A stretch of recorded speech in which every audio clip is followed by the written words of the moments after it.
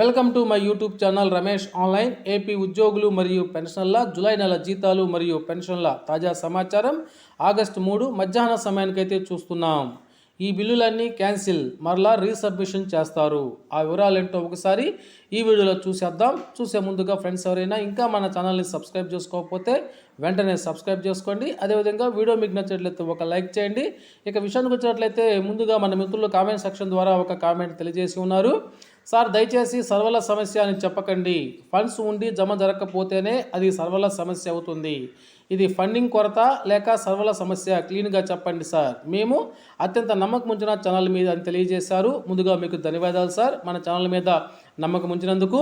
ఇక్కడ మనం చూస్తున్నాము, అలాంటి ప్రశ్నకు సమాధానంగా కాకినాడ ఎస్టీఓ ఆఫీసులో ఒకే బిల్లులో కొంతమందికి పెన్షన్ పడింది, నాకు పడలేదు, కారణం తెలియజేయవలసిందిగా కోరుచున్నాము అని మన మిత్రులైతే గత 2 రోజుల నుంచి కామెంట్ సెక్షన్లో అడుగుతూ ఉన్నారు. ఇప్పుడు దానికి సమాధానం తెలుసుకునేటువంటి ప్రయత్నం చేద్దాం.